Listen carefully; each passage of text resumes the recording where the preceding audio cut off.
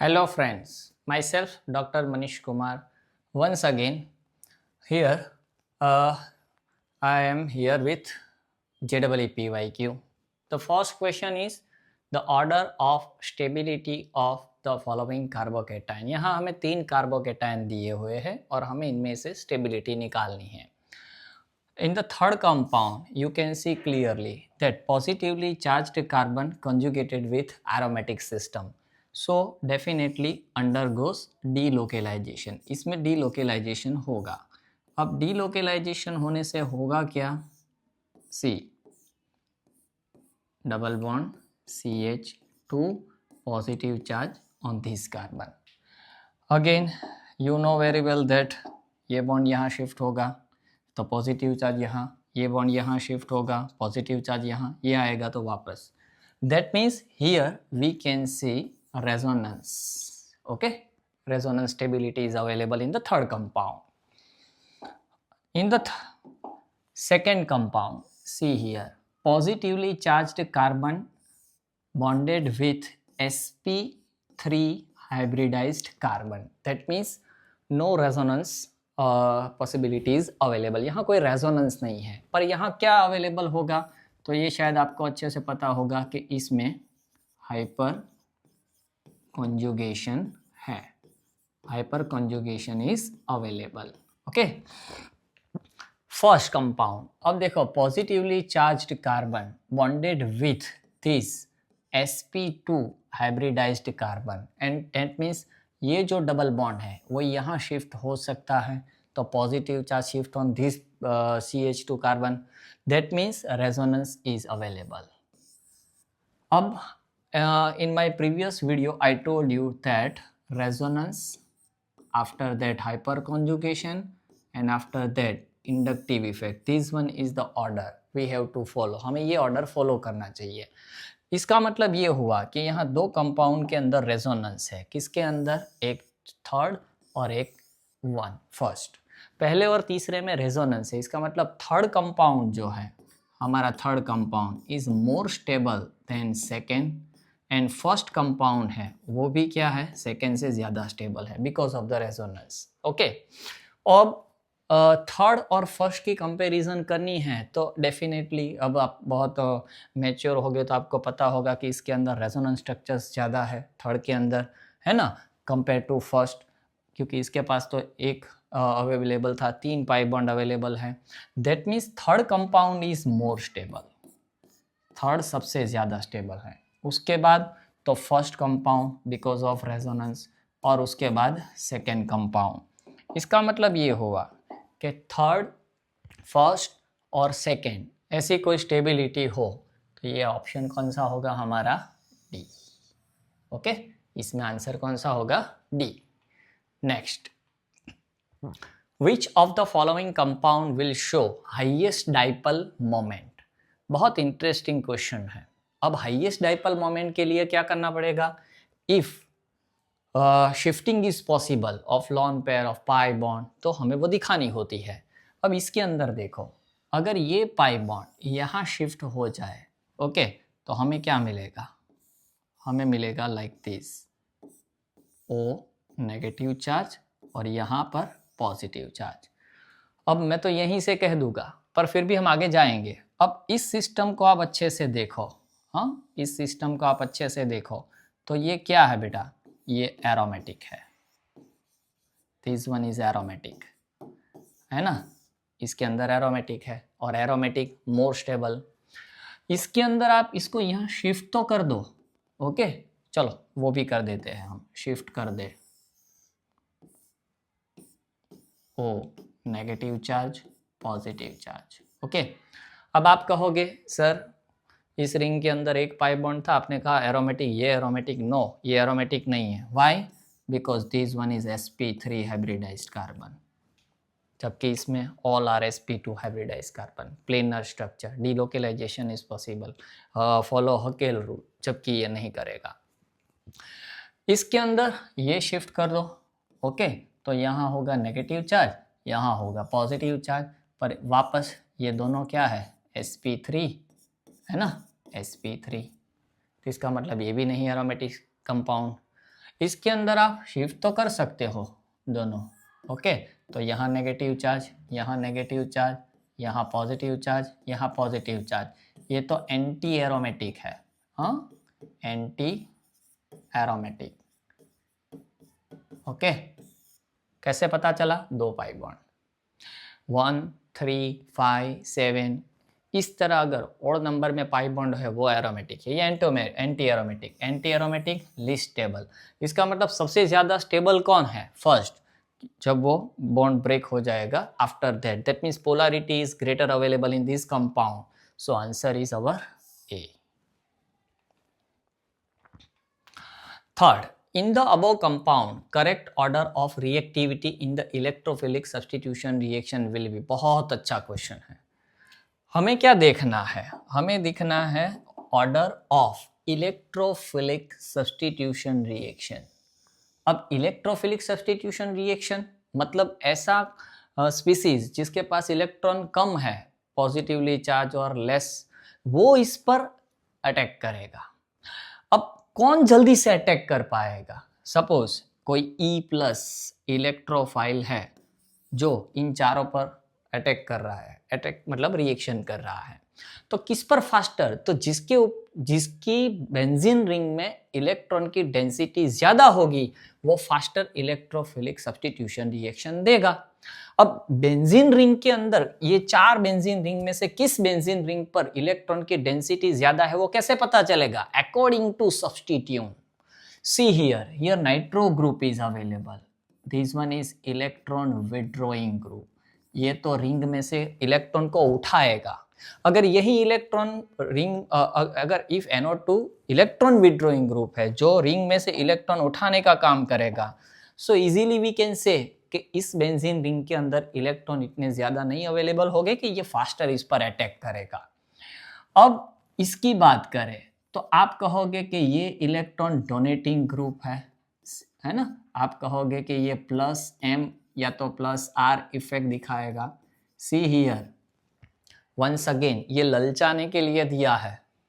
Definitely ये pair of electron इसके resonance में जाएगा, बट साथ में ये आपको -I इफेक्ट भी दिखाएगा। आपका जो गलत आंसर होगा ना वो A और C के बीच में होगा। ये क्या है? तो ये तो इलेक्ट्रॉन डोनेटिंग ग्रुप है ना? इसके अंदर तो कोई डाउट है ही नहीं। ये इलेक्ट्रॉन विड्रॉइंग ग्रुप है, मतलब D लिस्ट और B फास्टर रिएक्शन देगा।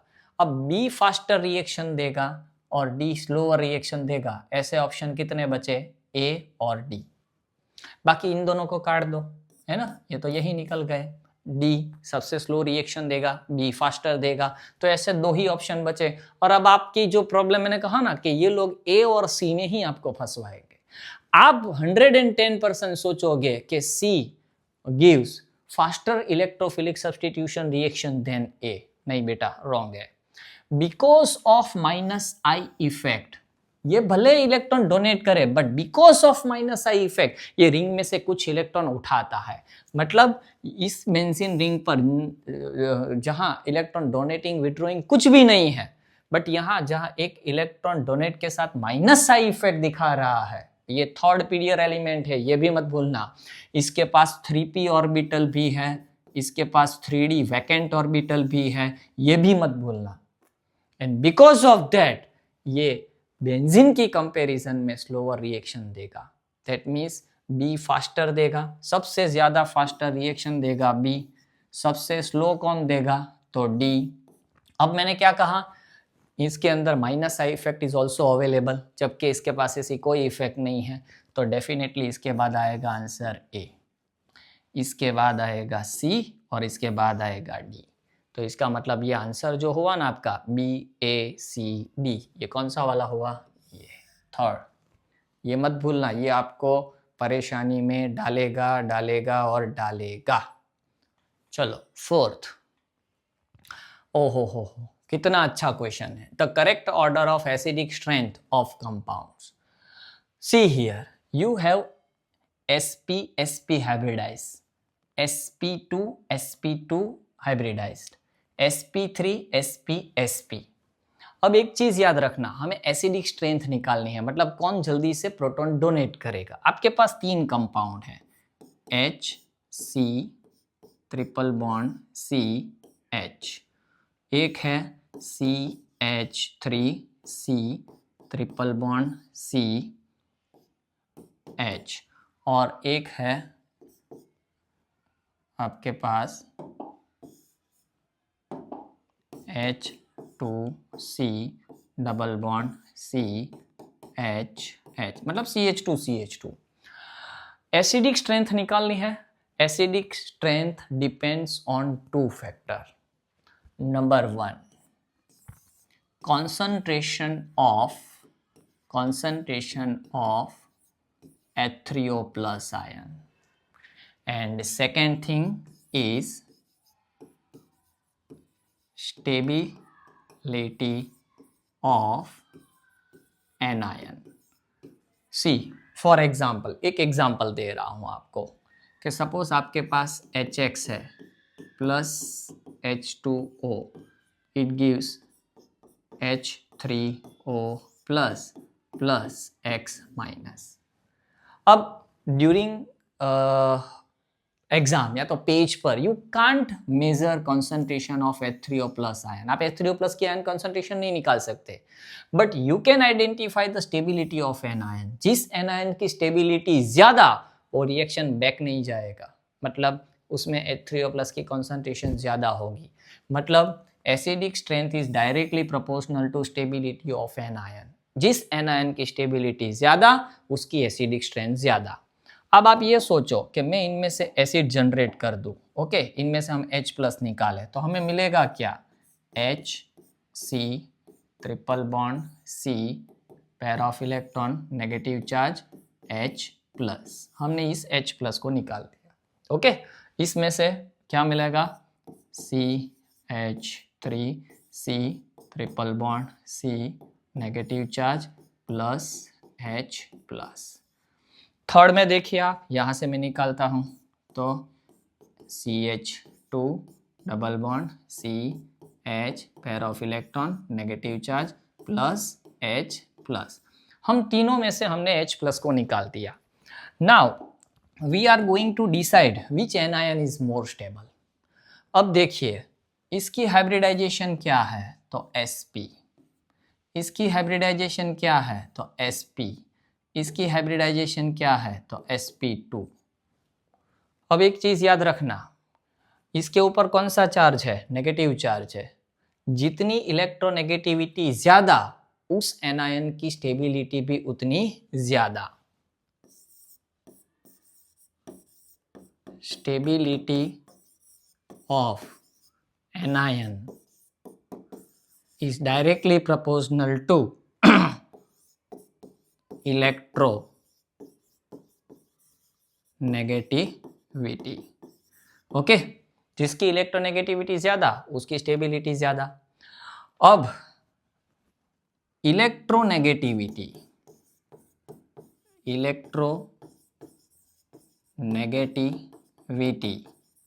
sp greater than sp2 greater than sp3, ये ऑर्डर याद रखना अकॉर्डिंग टू s कैरेक्टर। इसका मतलब ये हुआ कि ये जो कंपाउंड है कौन सा, CH ट्रिपल बॉन्ड CH और CH3C ट्रिपल बॉन्ड CH, इसकी एसिडिटी इससे ज्यादा होगी डबल बॉन्ड की कंपैरिजन में। तो इसका मतलब तो ये हुआ कि ये सबसे लास्ट में आएगा। अब इन दोनों की कंपैरिजन करनी है हमें कि इन दोनों में से स्टेबिलिटी किसकी ज्यादा है। सी हियर, अब ये जो है इसके साथ क्या अटैच है, हाइड्रोजन, जबकि इसके साथ क्या अटैच है तो कि भाई electron donating group, okay. Electron donating group क्या करेगा, इलेक्ट्रॉन को पुश करेगा, तो यहाँ इलेक्ट्रॉन की डेंसिटी इसकी कंपैरिजन में बढ़ जाएगी। सी हियर, यहाँ कोई इलेक्ट्रॉन डोनेटिंग विड्रोइंग ग्रुप नहीं है, यहाँ electron donating group is available. Because of the electron donating group present, ये क्या करेगा, इस कार्बन पर इलेक्ट्रॉन की डेंसिटी को इंक्रीज करवाएगा। दैट मीन्स इस एनायन की स्टेबिलिटी क्या होगी, decrease. Stability is inversely proportional to charge, जितना चार्ज ज्यादा उतनी स्टेबिलिटी कम, एंड बिकॉज ऑफ दैट हम ये कहेंगे कि इस एनायन की स्टेबिलिटी सबसे ज्यादा है। तो CH ट्रिपल बॉन्ड CH सबसे ज़्यादा एसिडिक हुआ। ओके, उसके बाद कौन ज़्यादा? तो भाई देखो CH ट्रिपल बॉन्ड CH ये रहा, उसके बाद ट्रिपल बॉन्ड पर ये डोनेटिंग वाला, दैट मीन्स आंसर क्या होगा हमारा? डी। ओके, आंसर क्या होगा हमारा? डी। चल, the increasing order of a reactivity of the following compound towards aromatic electrophilic substitution reaction. Once again यही वाला है कि भाई इनमें से किसकी सबसे ज्यादा है। ओके, अगर आप हम बात करें वापस, अब देखो पहले तो ग्रुप कौन कौन सा है, अब इसकी बात करें, है ना, मिथॉक्सी ग्रुप है, तो ये क्या करेगा? प्लस M इफेक्ट दिखाएगा, है ना, मतलब रिंग में अपने इलेक्ट्रॉन डोनेट करेगा, तो इसका मतलब ये हुआ कि ये इलेक्ट्रॉन डेंसिटी इंक्रीज करेगा। वापस क्लोरीन आया, हाँ वापस क्लोरीन आया, भूलना मत वरना गलती हो जाएगी। ओके, अब ये है C triple bond C N, sorry, तो ये तो क्या करेगा? ये इलेक्ट्रॉन यहाँ जाएगा, ये इलेक्ट्रॉन रिंग के यहाँ ले जाएगा, इसका मतलब ये तो इलेक्ट्रॉन विड्रॉइंग ग्रुप है, तो इसका मतलब तो ये हुआ कि ये तो रिंग में से इलेक्ट्रॉन उठाएगा, और अगर रिंग में से इलेक्ट्रॉन उठाएगा इसका मतलब कि इसकी डेंसिटी, रिंग में इलेक्ट्रॉन की डेंसिटी सबसे डिक्रीज करवाएगा। उस हिसाब से देखे तो डी लिस्ट होगा, और डी लिस्ट वाले देखो आंसर बी, और कौन सा है? डी। बी आपको लिस्ट इलेक्ट्रोफिलिक सब्स्टिट्यूशन रिएक्शन देगा। ओके, तो डी लिस्ट अगर रिएक्शन दे रहा है तो इसका मतलब क्या हुआ? डी लिस्ट रिएक्शन दे रहा है, उसका मतलब क्या हुआ? ये रहा ए और डी, इसका मतलब ये कैंसिल हो जाएगा, कौन सा? बी और डी। अब आंसर किस में से होगा? या तो ए या तो सी, वापस वही की वही स्टोरी आपकी आ गई। अब हमें कंपैरिजन किसके बारे में करनी है? ए और सी। ए और सी की अगर आपको कंपैरिजन करनी है तो once again I am telling कि इसके पास लोन पेयर है, ये आपको क्या करेगा? इलेक्ट्रॉन डोनेट तो करेगा, पर फिर से कह दूं आपको कि ये जितना इलेक्ट्रॉन डोनेट करेगा माइनस आई इफेक्ट भी उतनी ही दिखाएगा। अब आपको ये पता होना चाहिए कि ये कौन सी इफेक्ट दिखाएगा, तो ये आपको दिखाएगा hyper conjugation. Okay, methoxy alkyl group है तो कौन सी इफेक्ट दिखाएगा? हाइपर कंजुगेशन, तो इसका मतलब हमें कौन सी मिलेगी? सी। ओके, बी सबसे फास्टर, हाँ, उसके बाद सी। वंस अगेन ये याद रखना 3p 3d ऑर्बिटल अवेलेबल है, भले डोनेटिंग है, माइनस आई है, इसमें क्या कहा था मैंने? माइनस आई। इसके बाद ये विड्रॉ करेगा तो सबसे लास्ट में जाएगा। ओके, 6। अब देखिए ये बहुत ही अच्छा क्वेश्चन है, आई थिंक आप इस क्वेश्चन में बहुत फंसते होगे। ओके, अब एक चीज याद रखना कि इसके अंदर एक स्टेटमेंट लिख लेना कि trans compound is more stable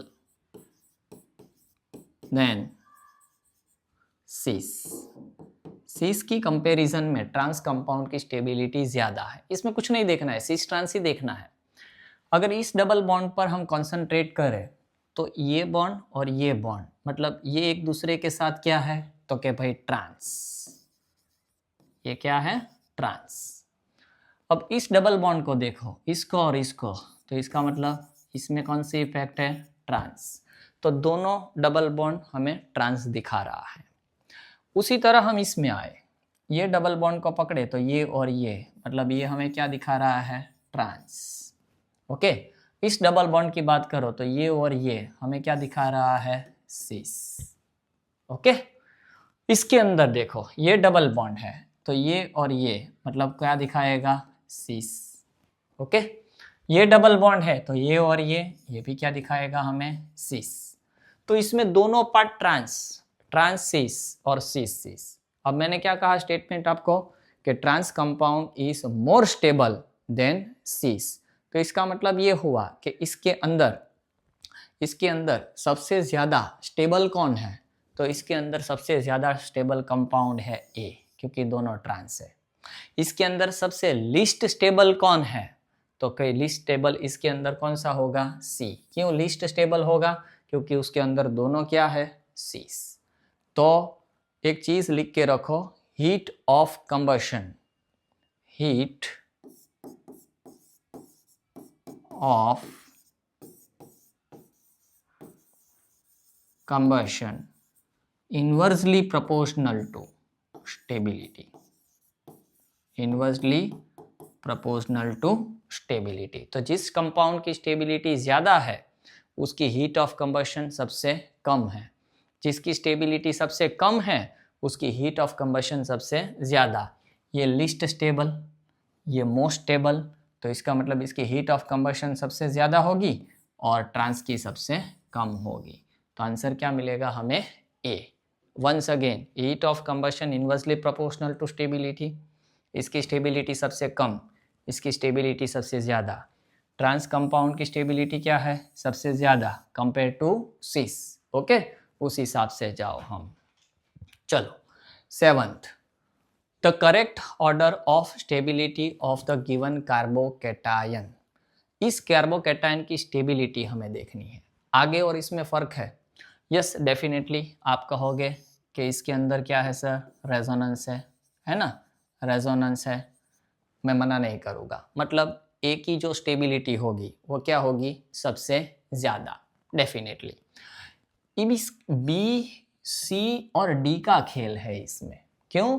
क्योंकि इसके अंदर नेगेटिव चार्ज नहीं दिया, पॉजिटिव चार्ज दिया है। अब देखो ये क्या है? तो ये है sp2 हाइब्रिडाइज्ड। ये क्या है? तो sp3 हाइब्रिडाइज्ड। और ये क्या है? तो ये sp हाइब्रिडाइज्ड है। इसके अंदर रेजोनेंस है और इसके अंदर कौन सी इफेक्ट होगी? Hyper conjugation. Okay, hyper conjugation के साथ इसकी क्या होगी? स्टेबिलिटी होगी। ओके, अब इस हिसाब से देखें तो ए मोस्ट स्टेबल, क्योंकि रेजोनेंस है, और ए मोस्ट स्टेबल वाला अगर ऑप्शन देखे तो हमें दिख रहा है एक ही, सी, ए इज मोर स्टेबल। ओके, और उसके बाद अब देखना क्या है हमें, मैं ये आज करवाऊँ भाई बी और डी को कैसे पता चलेगा? अब चीज़ याद रखना, इलेक्ट्रोनेगेटिविटी जिसकी जितनी ज़्यादा वो पॉजिटिव चार्ज उतना ही कम हैंडल कर पाएगा।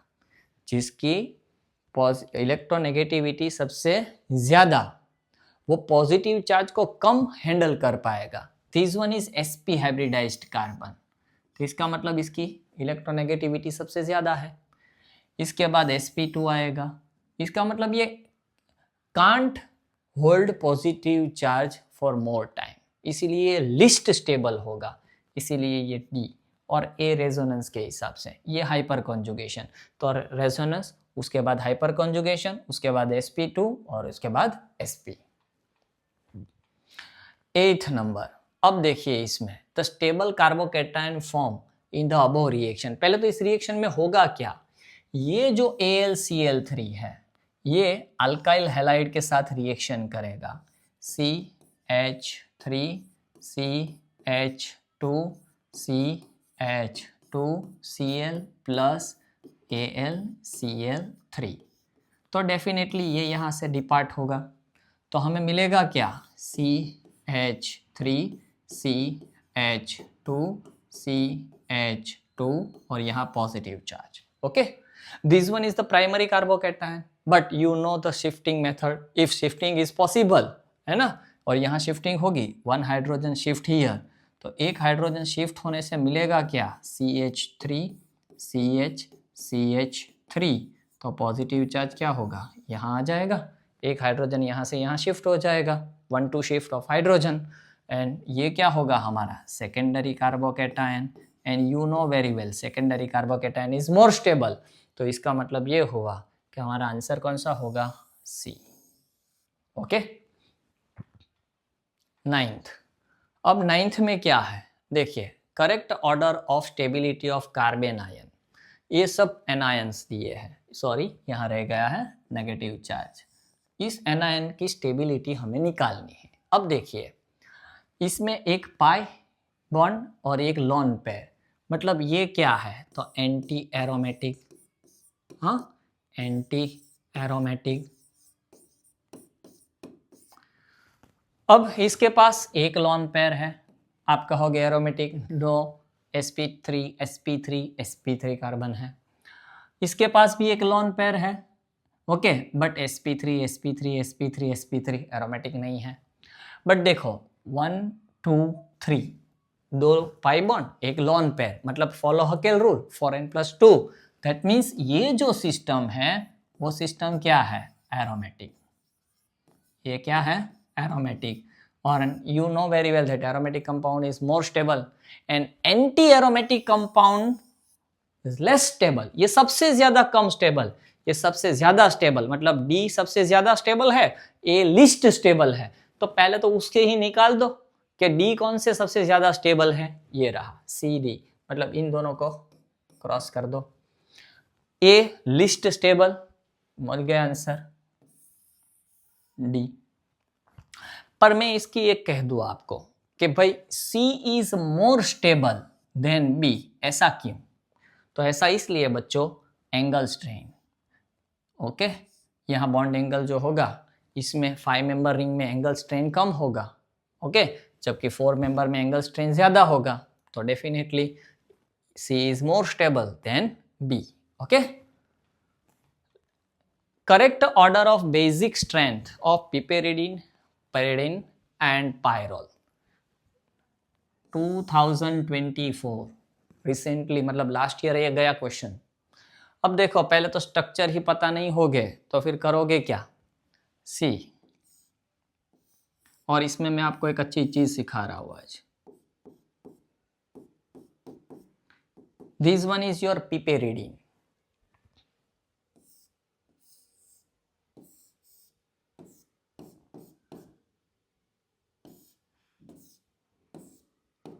this one is your pyridine,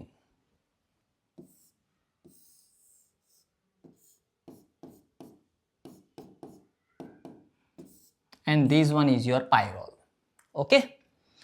See here, this one is your sp3 hybridised nitrogen, इसमें sp3 हाइब्रिडाइजेशन है।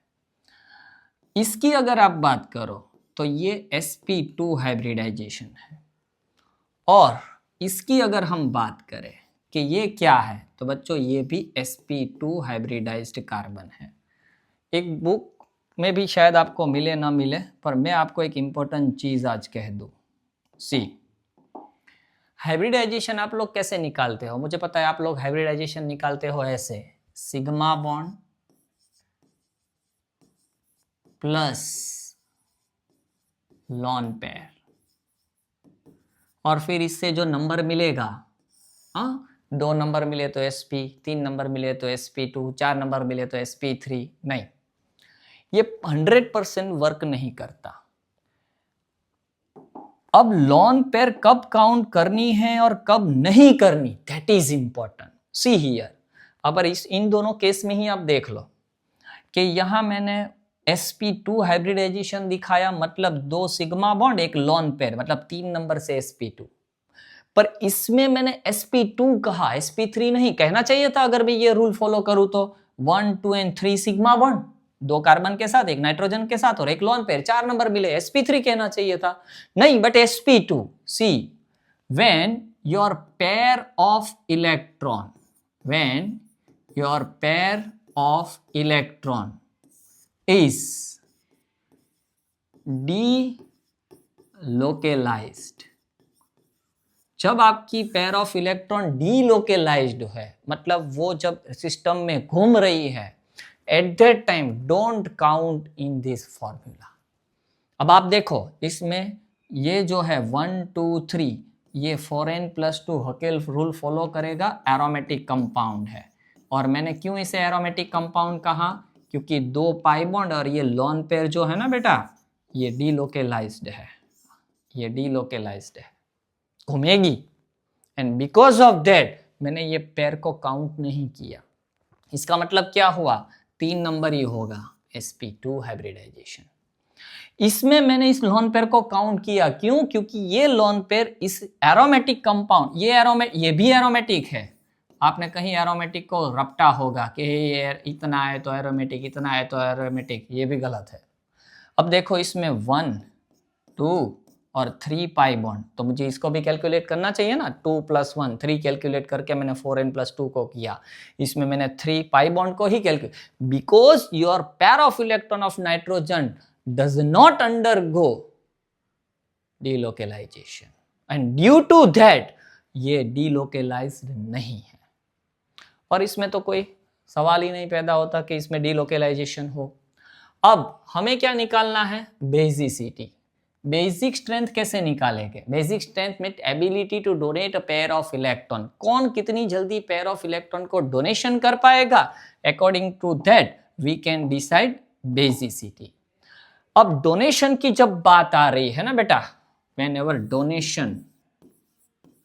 डोनेशन ऑफ इलेक्ट्रॉन पेयर, तो याद रखना सबसे जल्दी डोनेट करेगा sp3, उसके बाद डोनेट करेगा sp2, उसके बाद डोनेट करेगा sp, हाइब्रिडाइज्ड एटम।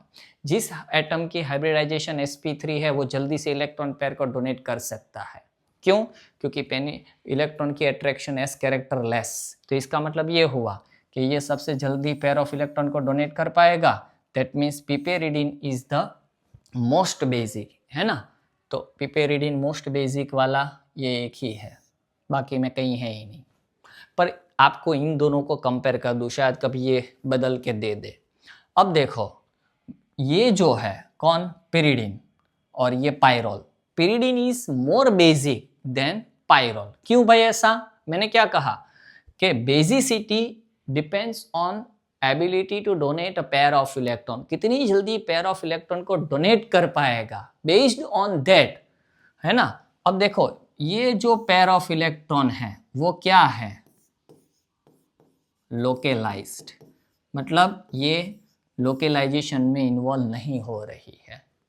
जबकि ये जो पेयर ऑफ इलेक्ट्रॉन है वो क्या है, डीलोकेलाइज्ड, ये इतनी जल्दी डीलोकेलाइजेशन में इन्वॉल्व हो रही है कि जल्दी से डोनेट नहीं कर पाएगी, जबकि ये तो वही का वही है। ओके, शायद आप सोचो कि इन दोनों में सर आपने कि ये भी लोकेलाइज्ड ये भी लोकेलाइज्ड, पर हाइब्रिडाइजेशन देखो, ये sp3 है और ये क्या है sp2, और मैंने ये आपको कहा। ओके, तो आज का 10 क्वेश्चन का मेरा जो सोच थी वो मैंने रखी।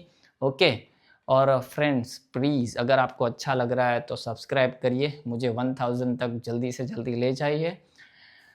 Good night, thank you once again.